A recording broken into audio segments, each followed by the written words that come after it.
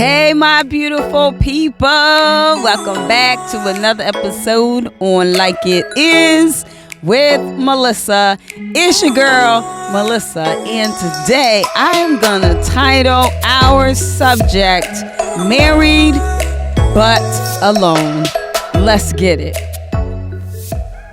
Did you know that 20% of Americans who are married feel alone?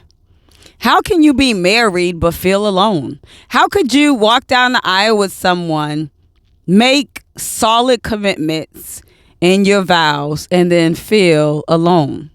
How can you promise each other you're going to do ... and then you feel alone? We're going to talk about that today because 20% is not as high as the percentage of those who get a divorce, but 20% is a percent that should not exist. Why? Because you're married.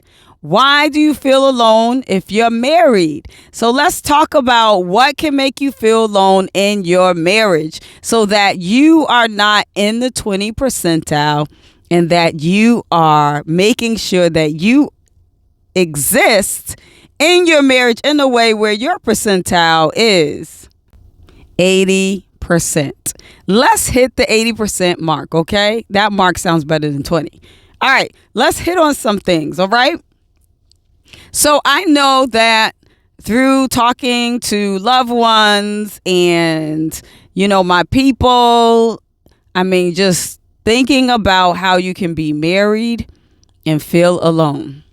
Well, one way is if you are not existing in your spouse's life when it comes to their gifts, their talents, their goals, their careers, their visions. If you are not part of any of that, and when I say a part, I'm not saying that you literally are making the plans with them, but I'm saying that you are present in some way. In some way, you are present. Whether it's when they're using your gifts, you're in the audience. Whether it's when they decide they're going to take a leap of faith and do something that maybe you're looking at their goal and you're like, that is crazy. But you're standing beside them or sitting beside them and saying, you got this. Like, how are you playing a role where this person is not feeling lonely? Because lonely means that you feel like you're by yourself. How do you feel like you're by yourself if you're married? So if there are important things happening in your life, and I just mentioned, career goals, visions, but it could be, your parents passed away and you feel like you're going through the grief by yourself. And for so many reasons, maybe you feel like you can't talk to your spouse about it. Maybe you feel like they're not going to comfort you right. Maybe you feel like they're not going to say the right thing because they never do. Or maybe you feel like it's just something you can't do with your spouse because you're not close enough. So you're going through grief about your loved one or your mother or your father or someone who's very close by yourself. You just can't talk to your spouse. They're just not helpful. So you're alone in that process.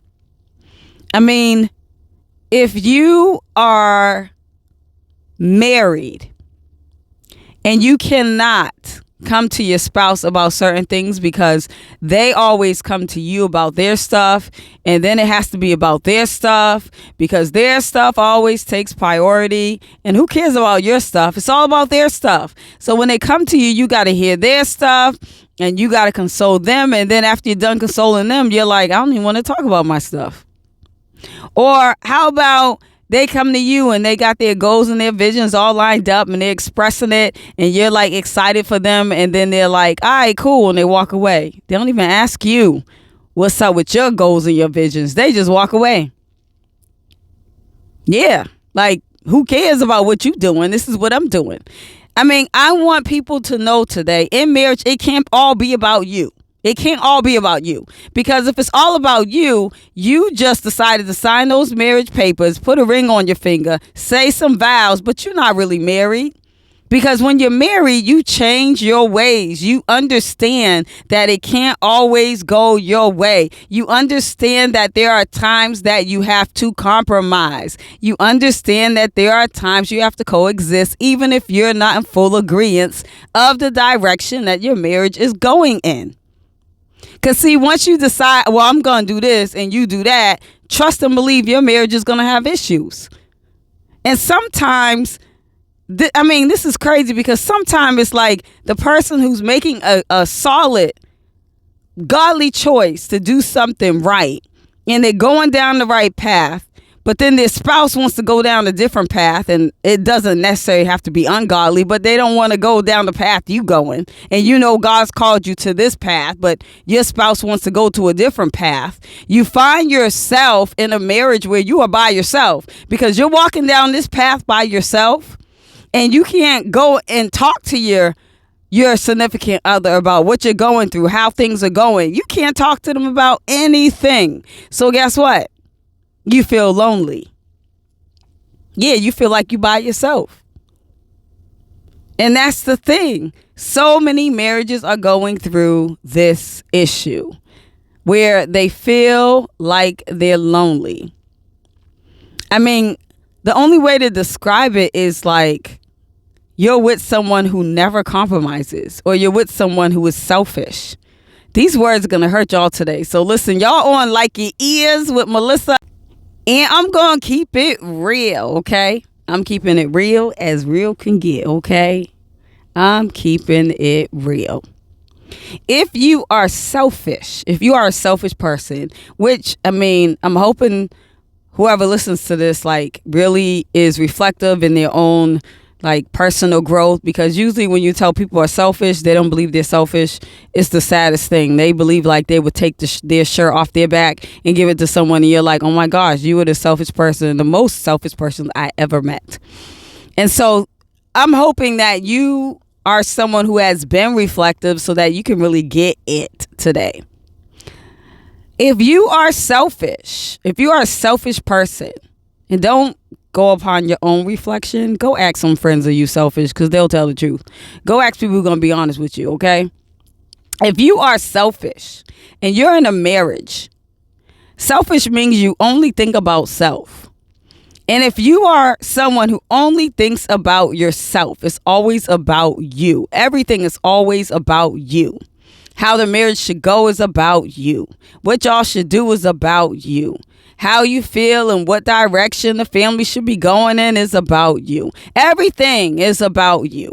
If it is like that, trust and believe that your spouse feels lonely. Because if it's all about you, where do they exist? If everything is about you, where do they exist? They don't. Because it's all about you. And so the danger in that is if you're with someone who's selfish and you always feel like it's about them and you're lonely, you always feel lonely, like you're doing everything by yourself, then at some point you start to think like, what is your purpose here? If I'm still doing everything by myself, I'm doing everything by myself, or my vision, my goals, the direction of the family, everything is by myself. What is the purpose of you in my life? What is the purpose? Tell me. Tell me. Why are you here? Why are you here? That's exactly what the person would be thinking. Why are you here? If it's all about you and I'm existing on my own, why are you here? And so when we look at that percentage of divorce, you can understand why. If you married to someone who's selfish, you can understand why they got divorced. Now, I'm going to land real quick and say I don't believe in divorce. I believe that God has ordained marriage to be together forever. That's what I believe. That's what the word says, okay? But I can understand when people leave because they're like, what is this? I'm by myself all the time. And so it could be mentally, it could be literally physically, like you're by yourself all the time. If you're someone, you started a family and you're always with the kids and the spouse is never with you with the kids, like you could feel like you're going through the whole journey by yourself. Every milestone, every season your child goes through, you by yourself. It could be physical, where it's like your spouse is never there. They're never present for the important things. They're never by your side. They're never planning for the important things. Or it could be mental, like I can't talk to you. I can't confide in you. I don't trust you enough to go that far in our relationship. I mean, yeah, it gets deep. If you're someone who never compromises, it means that you are selfish. Let me say that again. If you're someone who never compromises in the marriage, that means that you are selfish. I'm trying to figure out a way to get the selfish people to recognize they're selfish. And that's kind of hard because, like I said, most people who are selfish, they don't think they're selfish. It's the scariest thing. They don't think they're selfish. So let me think of another way to describe what it looks like to be selfish. If you are someone, you wake up in the morning and your mind is always on you. You go to bed and your mind is always on you and what you got to do and how you got to get things done. And it's never on your spouse, there's a problem. If everything you plan is planned without your spouse, and I'm not talking about like small stuff, like I'm going to get my nails done, my toes done. No, I'm talking about big life-changing events, big life decisions that would change everything about your family or your marriage. And you make a decision and you don't include your spouse, you selfish. I said it, you selfish. If you think it's supposed to always go your way, you selfish. If you don't even allow your spouse to have a voice about what or why or how things can go, you're selfish. You selfish. I mean, time and time again, I hear that women and men are in marriages where they are with a spouse who's selfish. And when that happens, you feel lonely. You feel like you're by yourself. You feel like you're doing it on your own. And in reality, in a sense, you are. And that's the hard part. Because if you can't convince or get your spouse to understand that they're selfish, then there's no change. There's going to be no change in the marriage. I have told people that their prayer needs to be, Lord, this spouse is in your hands. And you got to tell them because they don't listen to me. I mean, I've heard of people in marriages where they said that it was almost like their voice was like poisonous to their spouse's ears. Yeah, like poison. Like everything they said was like, And even if the person didn't say, their face said, Y'all know what I'm talking about. Face all curled in or eyes all looking cross-sided. You say something, all of a sudden they don't want to hear what you got to say. They didn't even let you finish your sentence. You said, I think, and then that was it. Or why don't, and that was it. You didn't even get it out yet. Because Satan has gone into the mind and the heart of your spouse and has now told you or told the person that everything that your spouse says is wrong. So now, in order to really get help, you got to go get a counselor that going to repeat the same thing you just said. You go and pay a counselor, I don't know how much money, and the counselor repeats what you said and what you've been saying for years. And then they get the money, they get paid. You got wasted money now. You done gave somebody some money. And what they say is literally what your spouse said. And then you sitting there like, oh, I get it. I didn't know you felt that way. I didn't know that was the domino effect of me making that decision. I didn't know that you were hurt. Now your spouse sitting there, and if they're not saying it out loud, they saying it in their head. I've been saying that our whole marriage. I have been saying that in a letter. I said that through an email. I said that through a text. I said it out of my mouth. And this man or this woman never heard me. And all of a sudden, we going to pay this person $100 and something or $200 and something. And all of a sudden, oh, I get it. What? This is what I'm talking about. This is what I'm talking about. Do not allow Satan to have you thinking that everything your spouse says is wrong and they're the enemy. There's no enemies in marriage.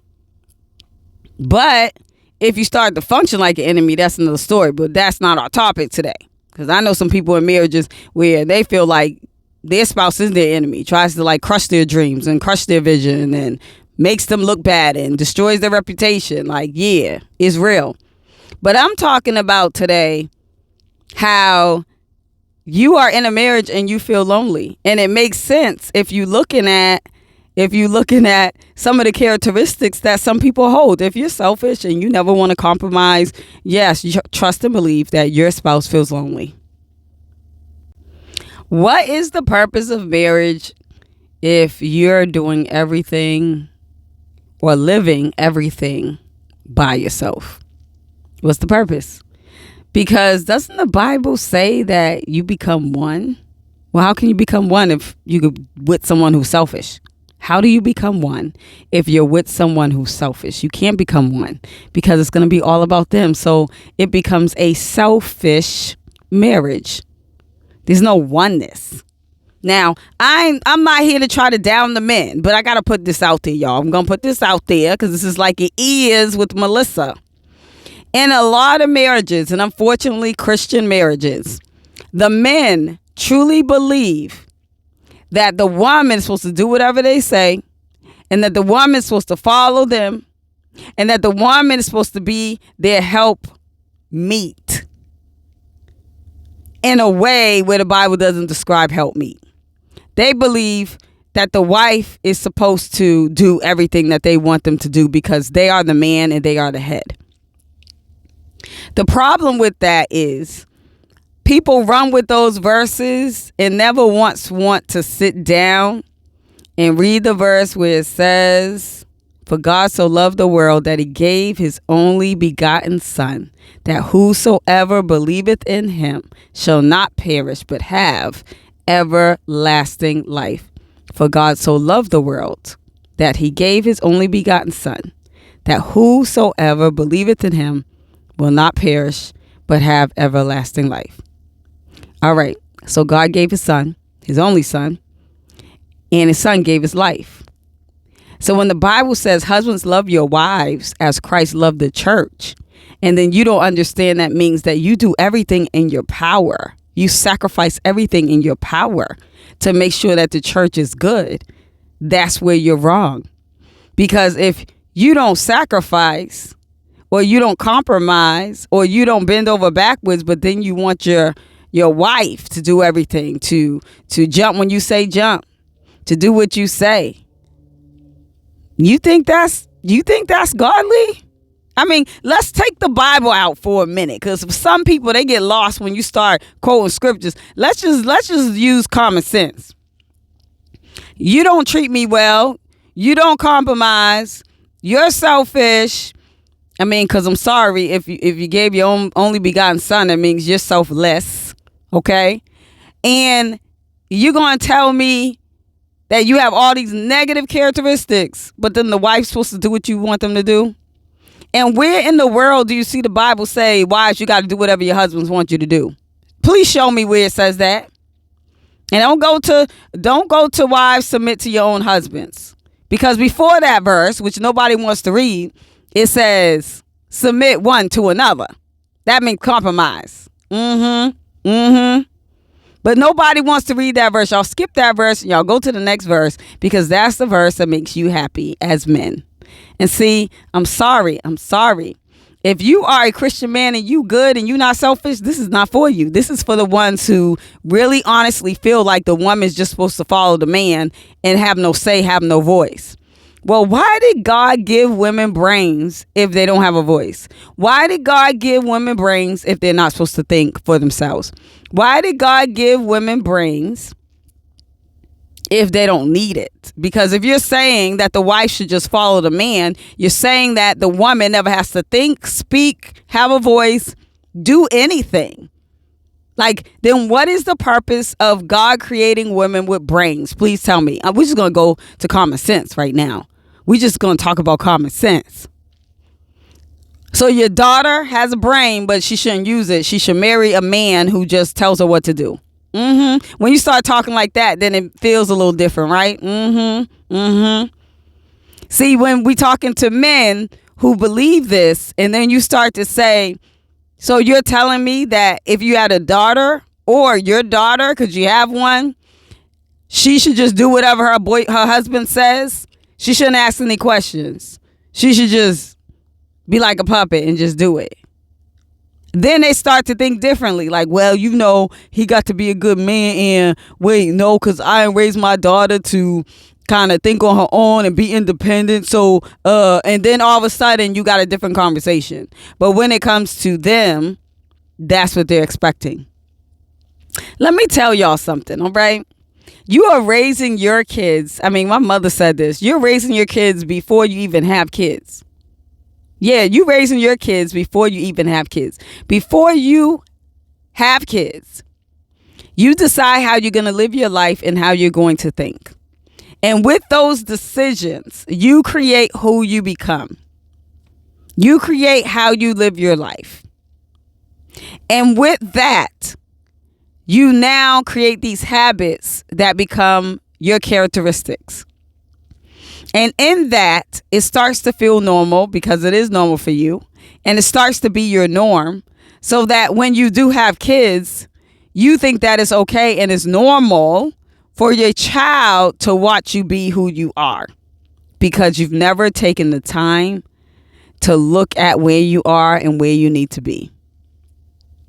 I know today's not going to feel good for a lot of people, but guess what? I don't care. Don't click on this episode or don't click on my podcast and expect to always get fluff, lovey-dovey. You're going to get the real, and the real is going to set you free. The truth will set you free. So, people, let's not be in the 20 percentile, okay? Let's not do that. Don't do that to ourselves. But I will say this, that doesn't mean that you don't go off and do things on your own and you're not independent. And it also does not mean that you want your spouse to be involved in every little thing you do. That's not what I'm saying, okay? That's called being smothered. I'm not saying that. What I am saying is the most important things that you're involved in, if you want your spouse to be involved and you have expressed it and they're still deciding to do whatever they want, then they don't want to be involved. And that's what brings on the loneliness. That's what makes you feel like you're by yourself. Period. I don't know what y'all want from me today. Y'all want something different today? This is what y'all getting today. Talking about marriage, but alone. Got a ring on your finger? But alone. Got the whole marriage license, but alone. You done paid so much for the wedding, but alone. Yeah, you can be alone and be married.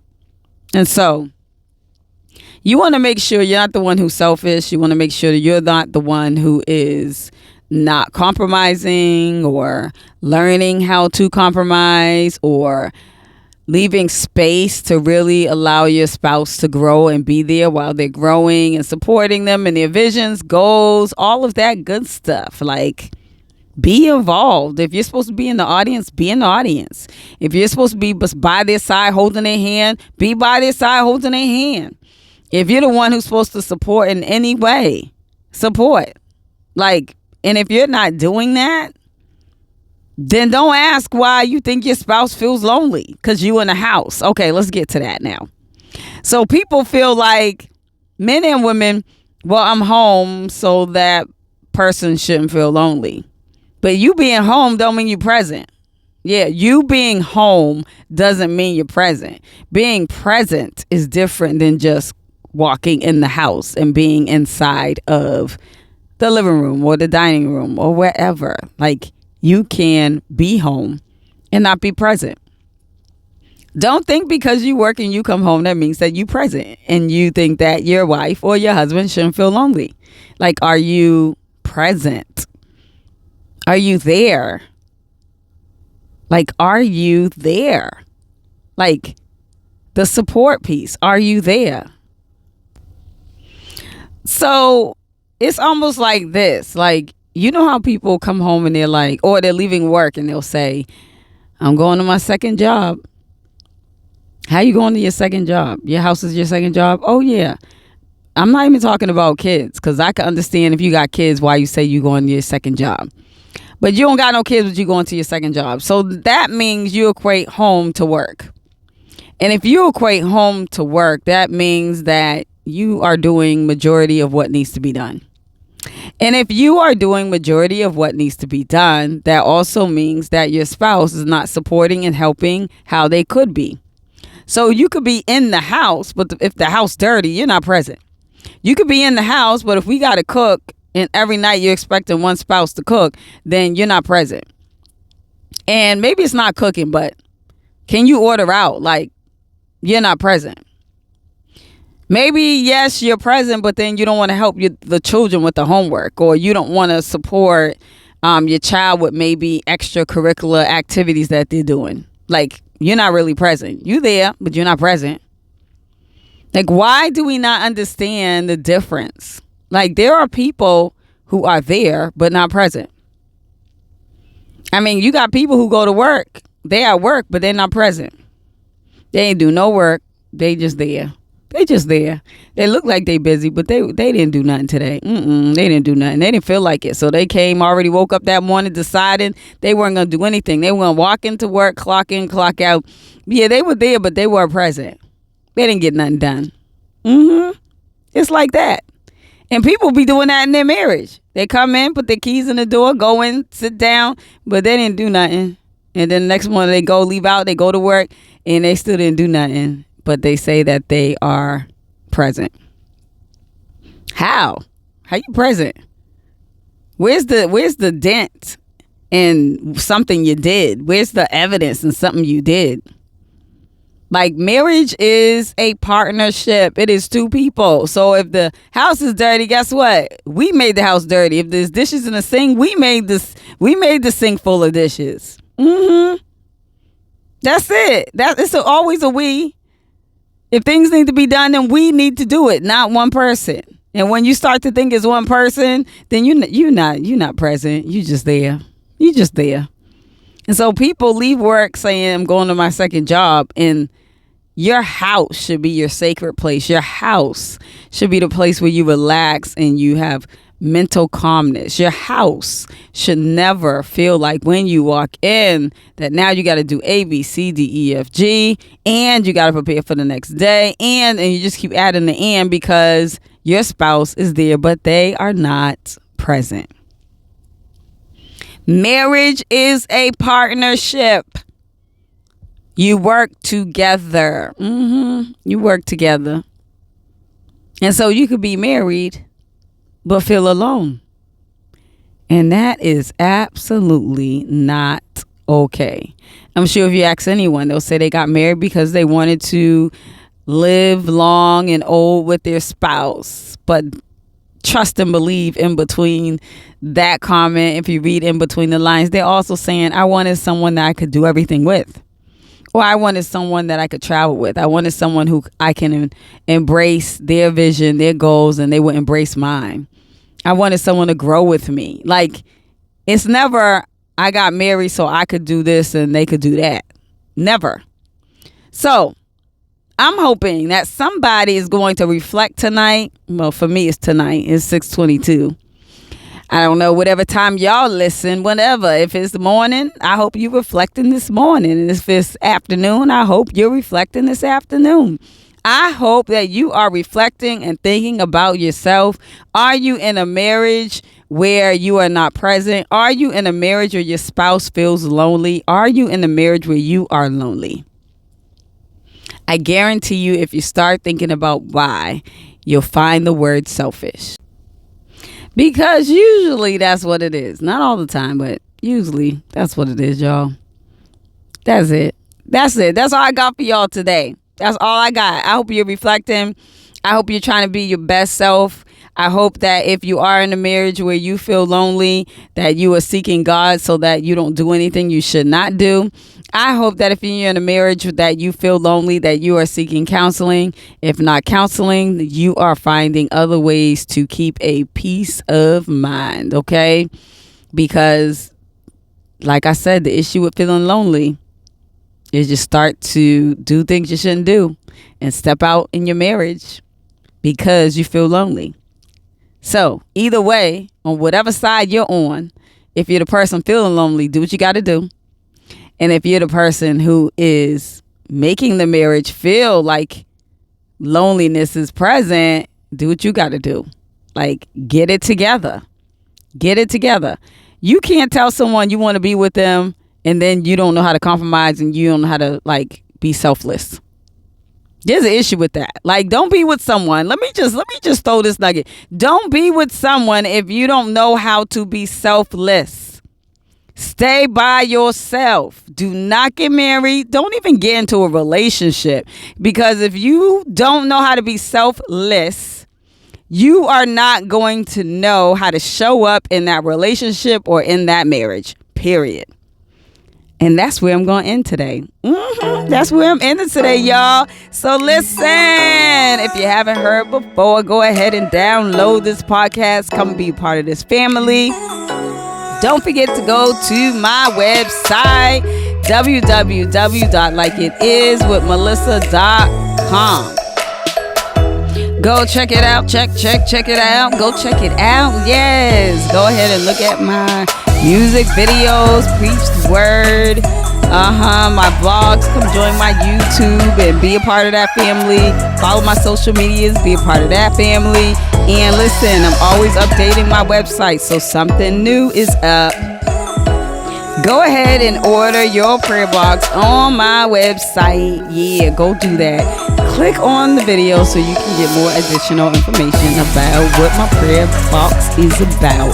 It is nothing like what's out there. Trust and believe. It is not your typical prayer box. All right?